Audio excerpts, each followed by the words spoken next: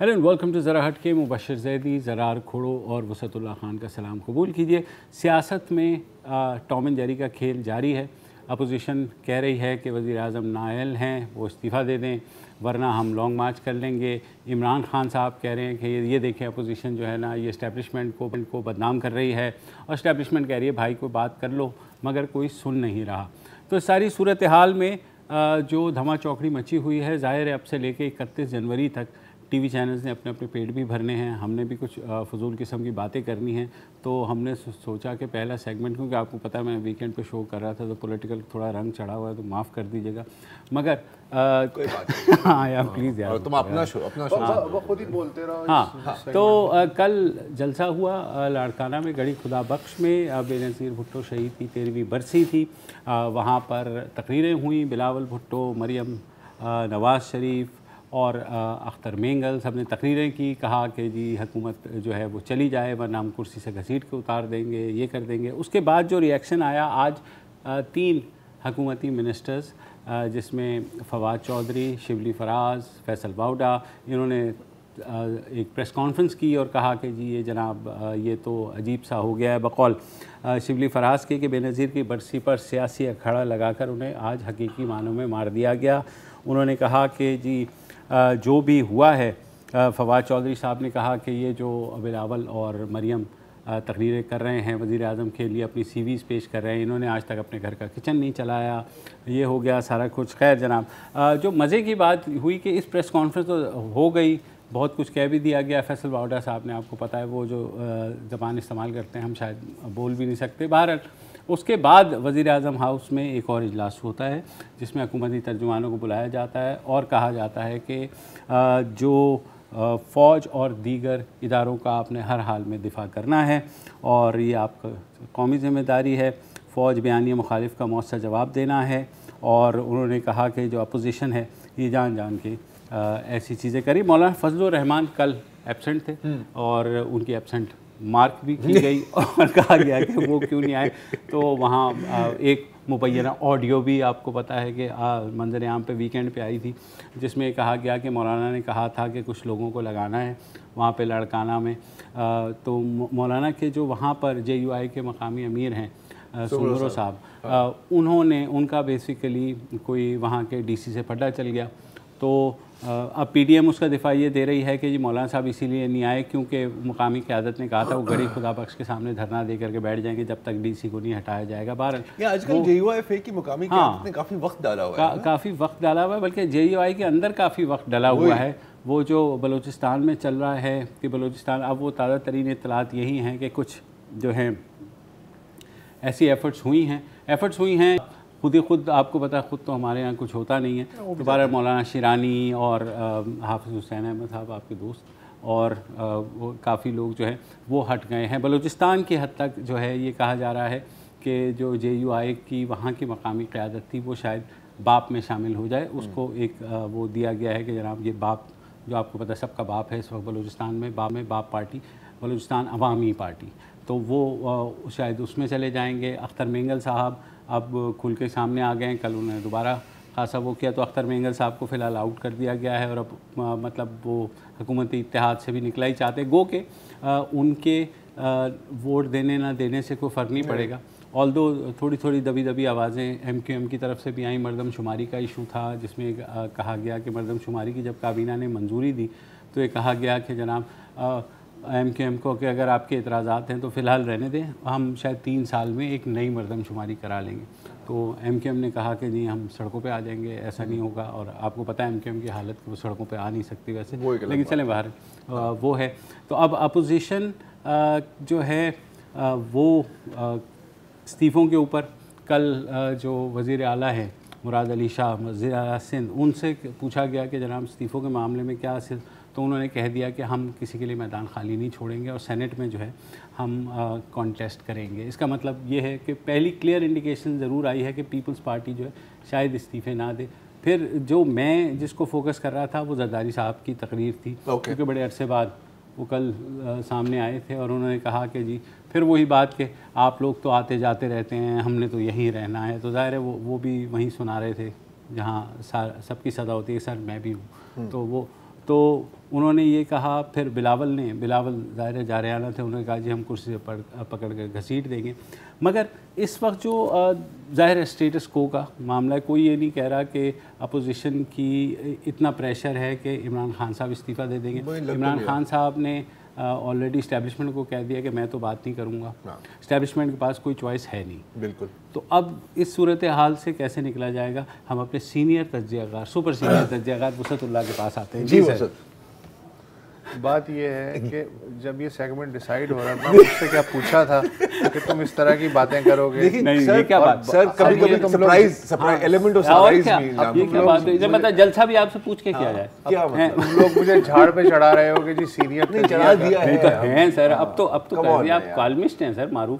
مجھے کیا کہنا ہے بتا دیں. آپ کہیں کہ جناب اس صورتحال سے کیسے نکلیں گے؟ ہم تو خود نہیں نووارد ہیں صحافت میں. یہ ابھی جو مبشر زیدی نے ایک بڑا پرمغز قسم کا تجزیہ پیش کیا, تجزیہ تو دیا ہی نہیں ابھی تو میں سر. ابھی تو تجزیہ نہیں, ان کا تجزیہ اسی طرح کا. نہیں سر, یہ تو میں نے تو خبر دی ہے. اچھا اب آپ تجزیہ دیں. نہیں میں کیوں دوں, میں تو آپ سے پوچھ رہا ہوں سر. چلیں آپ دے دیں. نہیں میرے پاس ہے ہی نہیں. نہیں دیکھو, اوکے فائن, میں یہ کہہ سکتا ہوں یار, چلو ٹھیک ہے یہ تو آنے والا وقت ہی بتا. یاد رکھنا کسی رئیس کے ساتھ پالا پڑا تھا آپ کو. آپ کا اینڈ گیم کیا ہے؟ ٹھیک ہے, لانگ مارچ کر دیا آپ نے, فرض کرو حکومت تو نہیں گرنے والی نا یار. تو مطلب میرا خیال ہے, اور میرا خیال ہے کہ شاید ان کو بھی پتا ہے. دیکھو اگر جو باتیں آپ کر رہے ہیں ہم سب کر رہے ہیں, تو ایسے تو ہو ہی نہیں سکتا کہ ان کو نہیں پتا ہے نا. حکومت نہیں گرنی, لیکن آپ نے اپنی ظاہر ہے کہ پروٹیسٹ رجسٹر بھی کرانی ہے کہ سر ہم ایسا نہیں ہے کہ ہم بالکل ہی لیٹے ہوئے ہیں, ہمارے میں بھی ابھی دم ہے. میکسیمم پریکٹیکلی یہ کیا اچیو کرنا چاہ رہے ہیں, یہ مجھے سمجھ نہیں آ رہی. میکسیمم بس لانگ مارچ کریں گے. اور ان کا آج وہ رانا ثناء اللہ فرما رہے تھے کہ ہمارا یہ ہے کہ اسٹیبلشمنٹ جو ہے نیوٹرل ہو جائے, تاکہ وہ جو 2-3 بغل بچے دبا کے رکھے ہوئے ہیں قاف اور ایم کیو ایم, وہ اگر ہٹے تو وہ حکومت لیول پلینگ فیلڈ ہو, لیول پلینگ فیلڈ ہو. اور بات جو کبھی پاکستان کی تاریخ میں نہ ہوئی نہیں, کسی حکومت نے دی آج تک کسی کو لیول پلینگ فیلڈ, کوئی ممکن ہی نہیں ہے. تو پھر اس کا مطلب ہے وہی ہے نا ٹام اینڈ جیری کا کھیل, کے ٹام جیری کے پیچھے اور جیری جو ہے وہ آگے. ہاں تو مطلب کب تک چلے گا؟ مارچ تک چلے گا؟ نہیں دیکھیں, ہمیں فی الحال تو چلانا ہے نا 31 جنوری تک. ظاہر ہے یار, مطلب کچھ نہ کچھ تو کرنا ہے. 31 جنوری کی ہم نے بس آج کور کر لیا, اس کے بعد تو نہیں کریں گے. ایک ہفتے میں کچھ کرنے کی ضرورت نہیں ہے اس کے اوپر. صحیح بات ہے. تو سر آپ کا تجزیہ ہو گیا آپ کا؟ نہیں ابھی آپ مشکل سے 2 لفظ تو یار مجھے کچھ سمجھ میں ہی نہیں آ رہا نا کہ کیا کھچڑی پک رہی ہے. تم لوگ ظاہر ہے تم تو حلیم میں سے الگ الگ چنے بھی کر سکتے ہو, زیرہ بھی الگ کر سکتے ہو, بڑی الائچی بھی. مجھے یہ فن نہیں آتا. اور جب شروع میں یہ تحریک چل رہی تھی تب تک تو مجھے انٹرسٹ تھا اس میں, لیکن عام آدمی کی طرح جو ہے مطلب مجھے بھی کچھ نظر نہیں آ رہا کہ وہ تو ٹھیک ہے کہ ہلہ گلہ تو اپنی جگہ ہے, پر چاہ کیا رہے ہیں مطلب ایز اے عام آدمی. ظاہر ہے کہ میرے پہ ملک کی سیاست کا تجزیہ سب سے مشکل کام ہے نا, اس لیے کہ کل کا پتہ نہیں ہوتا کہ کون سا محمد علی دورانی کہاں پہ پیرٹ ہو جائے. لیکن مجھے باقی سمجھ میں نہیں آ رہا کہ ٹھیک ہے جسے جانا چاہیے, مطلب کیوں جانا چاہیے, اس کے بعد کیا ہونا چاہیے, آپ کا اپنا جو سلسلہ کیا ہے. ویسٹ میں تو یہ سمجھ میں آتا ہے کہ وہاں ایک روایت ہے جمہوریت کی کہ جی جو اپوزیشن پارٹی ہوتی ہے اس کی باقاعدہ ایک شیڈو کیبنٹ ہوتی ہے جو اپنے اس سسٹم میں بالکل کام کرتی ہے کہ جسٹ ان کیس اگر کل ہم اقتدار میں آ جائیں تو ہماری پالیسی یہ ہوگی اور اس کو اس طرح ایگزیکیوٹ کیا جائے گا. یہاں شیڈوز تو ہوتے ہیں, لیکن کسی پارٹی میں یہ توفیق نہیں ہوتی کہ وہ شیڈو کیبنٹ کے طور پہ جو ایکسپرٹس ہیں ان سے ان پٹ لے اور پھر پالیسی بنائے. تو اندھا تو نے ٹٹولا میں نے ٹٹولا یہ ہے, چل بھائی ہاتھ میں ہاتھ ڈال آگے چلتے ہیں. کرنا کیا ہے؟ دیکھو ایگزیکٹلی یہی مین پوائنٹ یہ مجھے میں آپ سے سننا چاہ رہا تھا کہ اپوزیشن کے پاس کوئی ایسا ایجنڈا بھی ہے یا یہ کہ دھکا مار کے چلے آپ نے عمران خان کو گرا دیا, let's say worst come worst گرا دیا, دین واٹ, دین آپ کے پاس کیا آپ کے پاس کوئی الیکشنز اور پھر ہم آئیں گے. نہیں دیکھو ابھی جیسے کہتے ہیں نا یار ہاتھی کے دانت کھانے والے اور دکھانے والے اور. تو ابھی پی ڈی ایم کے جو دکھانے والے دانت ہیں وہ تو یہی ہے کہ عمران خان جائے, لیکن کھانے والے ہیں ہی نہیں. میں دکھانے کی بات کر رہا ہوں, ابھی کھانے کا بیان ہے نا, کہ عمران خان جائے, نئے انتخابات ہوں, سو آن اینڈ سو فورتھ, اور کسی طرح ہم پاور میں آئیں, اگر نہیں بھی آئے تو چلے ایک لیول پلینگ فیلڈ ہو. اچھا, اب ان میں سے تم کو کوئی چیز اچیو ہوتے ہوئے نہیں نظر آتی ریئلسٹکلی, رائٹ؟ نہ چاہے نہ چاہے اس کے کوئی اس میں انپٹ نہیں ہے.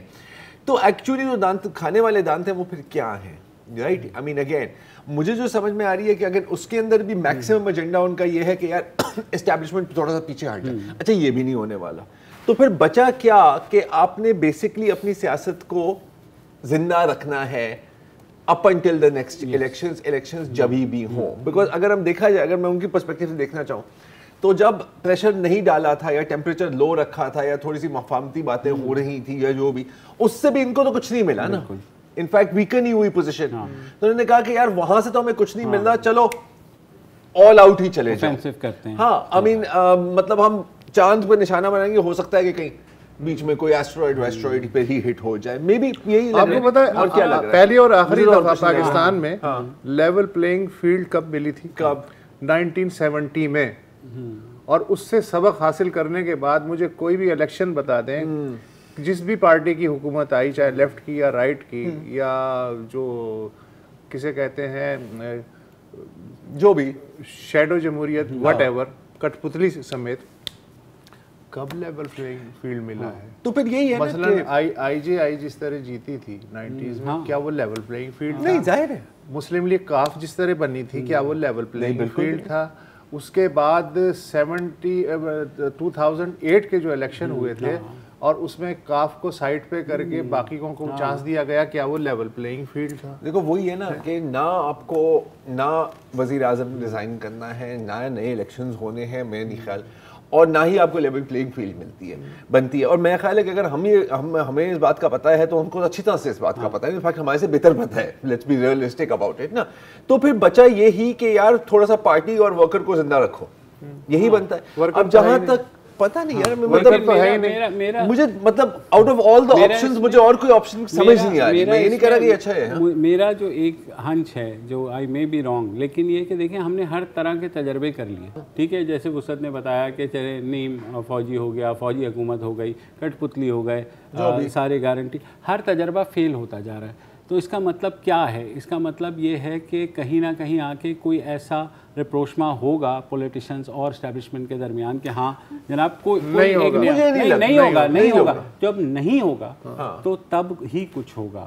مسئلہ یہ ہے کہ مجھے جو خدشہ یہ لگ رہا ہے کہ after the long march we would see confrontation, اور کنفرنٹریشن جب ہوگی تو وہ مسئلہ ہوگا. کنفرنٹیشن بھی کس قسم کی کنفرنٹیشن؟ کنفرنٹیشن میں بہت چیزیں آ سکتی ہیں. کنفرنٹیشن میں دیکھیں اگر تو اسٹیبلشمنٹ پیچھے کھڑی رہی تو ظاہر ہے اسٹیبلشمنٹ بھی ہٹ ہوگی اس تنقید کے اوپر.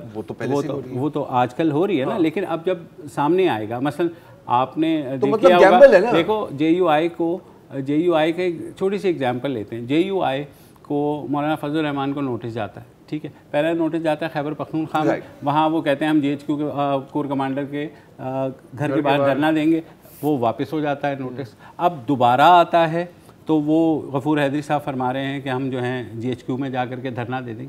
تو اتنی کھل کر اگر بات ہو رہی تو میرے خیال میں یہ اسٹیبلشمنٹ کے لیے بھی فکر کی بات ہے. یہ کوئی وہ بات نہیں ہے کہ ہر دفعہ کی طرح یہ چیزیں کنٹرول ہو جائیں گی. تو میرے خیال میں جو لانگ مارچ کے بعد کی سچویشن ہے وہ تھوڑی سی خراب نظر آ رہی ہے, انپریڈکٹیبل ہے. اف ناٹ اگر کوئی کہہ سکتا ہے کہ یار میں 100% بتا رہا ہوں آپ کو کہ یہ ہوگا وہ ہوگا, میرا خیال ہے کہ ایسا نہیں. اچھا ایک کی بجائے دوسرا تو آنے سے رہا, البتہ کیوس.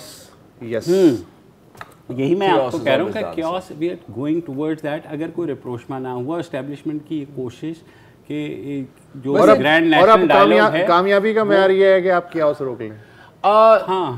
تاریخ کو پاکستان کی تاریخ کو دیکھتے ہوئے ہم کرائسس کو اسی وقت ہینڈل کرتے ہیں جب وہ آؤٹ آف کنٹرول, جب وہ سر پہ ہوتا ہے, جب وہ سر پہ ہوتا ہے, یا جب وہ کرائسس ہمارے کام کا نہیں رہتا. یہ بھی ہے, یا کرائسس ہمیں ہینڈل کر لیتا ہے, یہ بھی ہوا ہے. صحیح بات. تو اسی کرائسس پہ جو ہے ایک فوراً بریک لینی پڑ رہی ہے, اس کے بعد واپس آتے ہیں.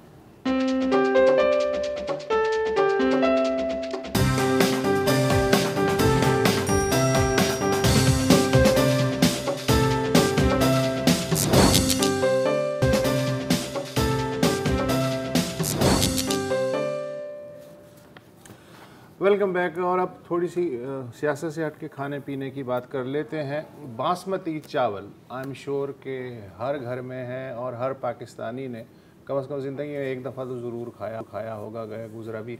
आपने तो दबा के यार, बासमती तो हमारे कल्चर का हिस्सा है और पाकिस्तानियत का हिस्सा है। कहानी ये है कि ये नॉर्थ इंडिया और पंजाब जो हमारा है उसमें पैदा होता है। पाकिस्तान की जो टोटल पैदावार है सालाना, मतलब जो एक्सपोर्ट है, वो 5 से 7 लाख टन चावल हमसे जो बच जाता है वो फिर हम बाहर बेच के ज़र मुबादला कमाते हैं। बासमती इंडिया और पाकिस्तान में ही ज़्यादातर इसकी फसल होती है। इंडिया में 65% है और पाकिस्तान में 35% है, ये रेशो है। अब मसला ये है कि हर चीज़ की दुनिया में अब चूँकि रजिस्ट्रेशन हो रही है, कॉपीराइट के मसाइल हैं। मालूम हुआ कि मंगोलिया ने कल अगर बासमती रजिस्टर करा लिया तो मैं क्या करूँगा, पेटेंट करा लिया। हिंदुस्तान और पाकिस्तान जो हैं वो उन्होंने क्या किया कि चलाते रहे, लेकिन फिर 2008 में जब ताल्लुकात बहुत अच्छे थे तो दोनों मुल्कों ने, मनमोहन सिंह की हुकूमत थी, तो उन्होंने फैसला किया कि ऐसा करते कि हम मुश्तरका तौर पे इसके कॉपीराइट्स अपने नाम रजिस्टर करा लेते हैं इंटरनेशनल लेवल पे। पाकिस्तान ने कहा ठीक है। फिर हो गया नवंबर में बॉम्बे अटैक हो गया। उसके बाद से आपको पता है मुसलसल आज तक ताल्लुकात ख़राब हैं। तो फिर इंडिया ने ये किया कि 2016 में बहुत खामोशी से यूरोपीय यूनियन में एक दरख्वास्त दायर की कि ये बासमती चावल जो है ये खालिसतन नॉर्थ इंडिया की प्रोडक्ट है और हम इस हैसियत पे रजिस्टर कराना चाहते हैं। और इससे पहले इंडिया ने अंदरूनी मुल्क जोग्राफिकल इंडिकेशन लॉज के तहत जो उसने बना लिए थे, पहले अपने मुल्क में रजिस्टर किया और उसके बाद उसे यूरोपीय यूनियन के फोरम पे लेके रजिस्टर कर दें। पाकिस्तान में ऐसे कोई कवानीन थे ही नहीं। तो लेकिन पाकिस्तानियों ने कहा कि यार ये कोई ऐसा बड़ा इशू नहीं है। अच्छा, जबकि राइस एक्सपोर्टर्स सन 2000 से चीख रहे हैं, पिछले 20 साल से, कि यार आप जोग्राफिकल इंडिकेटिव लॉज बना लें ताकि इस तरह की जो चीज़ें हैं जिन पे इंडिया की नज़र है वो हम भी रजिस्टर करके बैनुल-अक़वामी फोरम पे और उसके बाद बाज़ाब्ता तिजारत कर सकें, उससे हमारा ही फ़ायदा है। लेकिन ज़ाहिर है ये कोई इतना बड़ा इशू नहीं था। फिर अभी सितंबर में 3 महीने पहले यूरोपीय यूनियन को जो दरख्वास्त मिली थी 2016 में इंडिया की, उसकी पब्लिक हियरिंग के लिए उन्होंने उसको ओपन कर दिया दरख्वास्त को।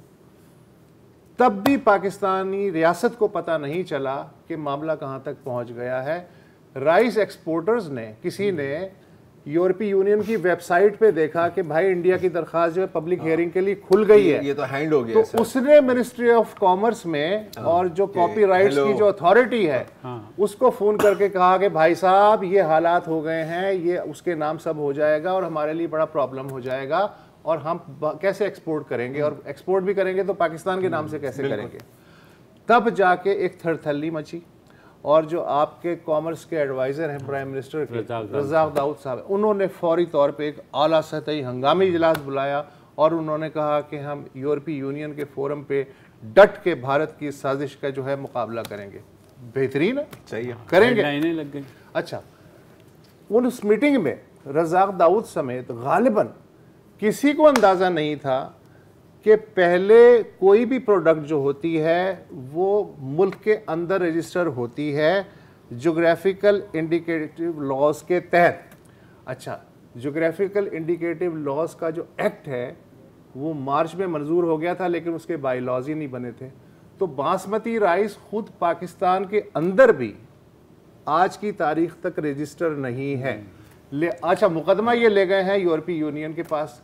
अब यूरोपीय यूनियन वाले कह रहे हैं कि भाई साहब हमें कोई सबूत दें कि बासमती राइस आप ही की मिल्कियत है। सबूत नहीं है, इसलिए कि खुद पाकिस्तान के अंदर रजिस्टर नहीं है। अब मिनिस्ट्री वाले कह रहे हैं जी हमने बाईलॉज बना दिए, वो प्रिंटिंग प्रेस में है, चंद दिनों में आ जाएंगे। इस दौरान जो है वहाँ पब्लिक हियरिंग शुरू हो गई है। तो हालात ये हैं कि हमारा मतलब basmati rice is our pride, Pakistan उससे पहचाना जाता है, लेकिन उसके साथ जो है इतना गफलत आमेज जो है वो सलूक हो रहा है। तो इस तरह की चीज़ें चल रही हैं। ये जो मसला है ना, जी सॉरी, अगर اگر EU کرے گا تو ظاہر ہے وہی چیز پھر امریکہ اور دوسرے ممالک وہ ایک دم لیکن پہلے اپنے گھر میں کرنا ہے. اب دیکھو بیسکلی نا یار یہ ہے لیک آف پرو ایکٹیونیس اور لیک آف فلیکسیبلٹی. ٹھیک ہے, اب ہماری بدقسمتی ہے کہ مقابلہ بھارت کے ساتھ, ٹھیک ہے, سائز میں آپ کمپیریزن نہیں کر سکتے, اکانومی میں آپ کمپیریزن نہیں کر سکتے, مین پاور میں بھی آپ کمپیریزن نہیں کر سکتے. ٹھیک ہے, وہ اپنی ایک ٹریڈ مشن میں اتنے لوگوں کو سٹاف کر سکتے ہیں جو آپ کی پوری اور ان کا جو ویژن ہے وہ ساری چیزیں ساتھ جڑ جاتی ہے نا. اس صورتحال میں آپ کو کیا ہونا کر سکتے ہیں کہ آپ سپیڈ اور فلیکسیبلٹی کی طرف جائیں. ہمارا جو لیکن جو مائنڈ سیٹ ہے انفارچونیٹلی ہماری فورن مشنز کا, وہ سیلزمین والا مائنڈ سیٹ نہیں ہے. ٹھیک ہے, وہ ہے کہ جی 14 اگست کو لوگوں کو بلا لیا, ایک کلچرل فن لیا, وہ کلچرل فنکشن کر لیا. ہم سیلزمین نہیں ہیں آپ کے ٹریڈ آفیسز. لیکن چلو نہیں ہے سیلزمین. برسلز میں جو پاکستان ایمبیسی ہوگی یورپی یونین کو دیکھ رہی ہوگی, اس میں کوئی ٹریڈ اتحاد ہوگا؟ ہوگا. اچھا, کیا وہ EU کی ویب سائٹ بھی نہیں دیکھتا؟ کیا اسے اتنی امپورٹنٹ ڈیولپمنٹ کا بھی نہیں پتا ہوتا؟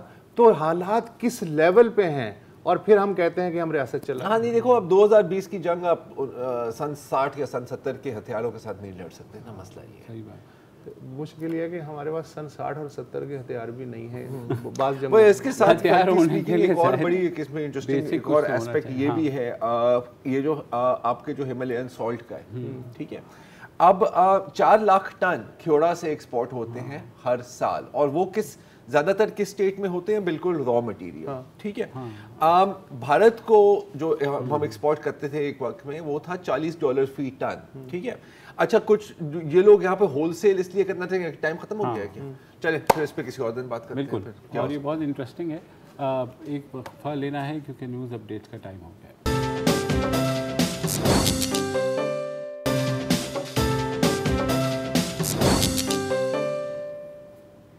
Welcome back.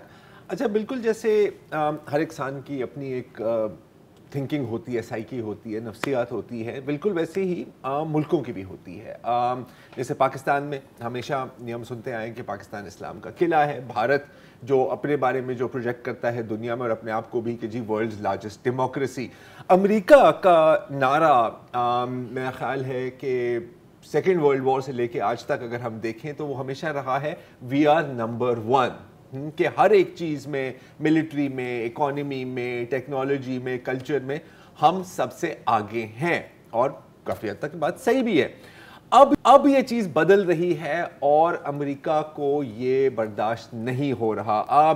آج ہی ایک رپورٹ آئی ہے centre for economic and business research, ایک بہت بڑا اکنامک کنسلٹنسی اور تھنک ٹینک ہے, جن کے مطابق سن 2028 میں 2028 میں چین کی اکانومی یونائٹڈ اسٹیٹس کو اوورٹیک کر جائے گی اور یہ دنیا کی سب سے بڑی اکانومی ہوگی. مطلب کہ America is now going to be number 2. اچھا, یہ ہونا تھا 2032 میں, لیکن کرونا وائرس کی وجہ سے ان لوگوں نے کہہ دیا کہ 5 سال پہلے ہوگا. اور وہ اس لیے کہ اگر آپ دیکھیں تو جو میجر اکانومیز ہیں دنیا کی, ان کی گروتھ کانٹریکٹ ہوئی ہے. چین واحد میجر اکانومی ہے جہاں پر گروتھ بڑی ہے, اور اس کی وجہ صرف یہ ہے کہ چین نے جس طرح کرونا وائرس کو کنٹرول کیا, اور امریکہ میں جو تباہی ہوئی ہے, اور انفیکٹ ڈاکٹر فوچی کے مطابق مزید ابھی تباہی آنی ہے, اس کی وجہ سے اکنامک سلو ڈاؤن ہو گئی. اور وہ یہ کہہ رہے ہیں کہ اگلے سالوں میں بھی تھوڑی سی بوسٹ آئے گی, لیکن چین ان کو ایکسیلریٹ کر کے ٹیک اوور کر جائے گا. اب ظاہر ہے کہ امریکہ کو اگر کوئی کہے کہ جی آپ نمبر 1 نہیں رہے تو وہاں پر ایک تھوڑا سا پاگل پن قسم کی مینٹالٹی آ جاتی ہے. تو وہاں پر جتنی بھی ریسرچ ہو رہی ہے پینٹاگون میں, ڈپارٹمنٹ آف اسٹیٹ میں, پالیٹکس کو آپ دیکھ لیں, وہ یہ ہے کہ چین کو قابو کیسے کیا جائے. اب اس میں پہلے ہی بہت دیر ہو گئی ہے. 2011 میں سب سے پہلے ہم نے ایشین پیوٹ کا لفظ استعمال کیا اوباما کے ٹائم پہ, جہاں پر انہوں نے کہا تھا کہ جی چین کا ذکر نہیں کیا تھا, لیکن کہا تھا کہ نہیں اب ہمیں ایشیا میں فوکس کرنا ہے. مسئلہ کیا ہوا تھا کہ وہ بھی 10 سال لیٹ ہو گئے تھے وہاں پر, کیونکہ جب 9/11 کے حملے ہوئے اور پھر افغانستان میں گھس گئے, پھر عراق میں گھس گئے, تو یو ایس ان کاؤنٹر انسرجنسیز اور گوریلا وارفیئرز میں پھنس گئی. پوری ملٹری کی بھی فوکس یہ ہوا, اور اتنے میں چین نے جن ٹیکنالوجیز پر فوکس کیا جیسے AI وارفیئر, الگوریتھمز, میسائل, اینٹی شپ میسائلز وغیرہ, اس میں وہ ان کی لیڈ بڑھتی گئی. اب اس سال یونائٹڈ اسٹیٹس کانگریس نے کہا کہ یار کچھ تو ہم کریں, تو ایک centre for new American security ہے, ان کو طلب کیا, ان کو کہا کہ ایک ہمیں رپورٹ بنا کر دیں جس میں پورا ایک آپ سمجھیں کہ نقشہ ہے یا بلو پرنٹ ہے کہ چین کو کیسے کنٹرول کیا جائے. تو وہ میں نے پڑھی ہے کافی, اس میں انٹرسٹنگ باتیں ہیں جو ہے تو بہت بڑی رپورٹ, میں ان چیزوں پہ فوکس کروں گا جو ہمارے لیے پاکستان میں ریلیونٹ ہیں. سب سے پہلے تو اس میں اعتراف کیا ہے کہ جی نہ صرف اکانومی میں مطلب جی ڈی پی میں, بلکہ آرٹیفیشل انٹیلیجنس, کوانٹم کمپیوٹنگ اور جینیٹک ریسرچ میں چین ہمارے سے آگے بڑھتا جا رہا ہے. اب یہ کے لیے بھی سٹینڈرڈ ہے کیونکہ ان کا پہلا کام ہوتا ہے اپنے لوگوں کو ڈرانا. ٹھیک ہے, کولڈ وار میں بھی یہ تھا کہ او جی بس یہ تو ہمیں کھا جائیں گے, بلکہ کولڈ وار کیا صدام حسین کو بھی اتنا بڑا تھریٹ بنا دیا تھا, حالانکہ کوئی اتنی بڑی تھریٹ نہیں تھی, جو بندہ مطلب 20 سالوں سے ایران کو نہیں ہرا سکا وہ امریکہ کو کیا کرنے والا تھا, رائٹ. لیکن ہٹلر ہے. تو یہ چیز ہمیشہ ذہن میں رکھیں کہ ہمیشہ یہ اپنی دشمنوں کو ایگزیجریٹ کر دیتے ہیں. اچھا, اب اس میں یہ بھی لکھا ہوا ہے رپورٹ میں کہ یو ایس کی نمبر 1 پرائیورٹی اب یہی ہونی چاہیے کہ چین کو کنٹین کیا جائے. سوال بنتا ہے کیسے, اور نمبر 1 جو اسٹریٹجی امریکہ نے سوچی ہے وہ ہے کہ ان کی جو اس خطے میں جو اتحادی ہیں, ویتنام ہو گیا, جاپان, ساؤتھ کوریا اور خاص طور پر بھارت کو سپورٹ کیا جائے. لیکن کیسے؟ سب سے پہلے تو یہ کیا, یہ اس میں رپورٹ میں لکھا ہے کہ ہمیں کہ امریکہ کو انکریج کرنا چاہیے بھارت کو کہ یہ چین کے بارڈر پر وہ چین کے ساتھ مسلسل کوئی نہ کوئی پنگا لیتے رہیں, تاکہ چائنیز آرمی کی توجہ یہاں رہے اور ایسٹ ایشیا اور ساؤتھ چائنا سی میں جہاں پر یو ایس اور ان کی کافی نیول رائیولری چل رہی ہے وہاں سے ان کا توجہ ہٹے. اس کو کرنے کے لیے سب سے پہلے امریکہ انویسٹ کرے گا انڈین ملٹری ٹرانسپورٹ انفراسٹرکچر میں. وقفہ لیتے ہیں اس پہ مزید بات.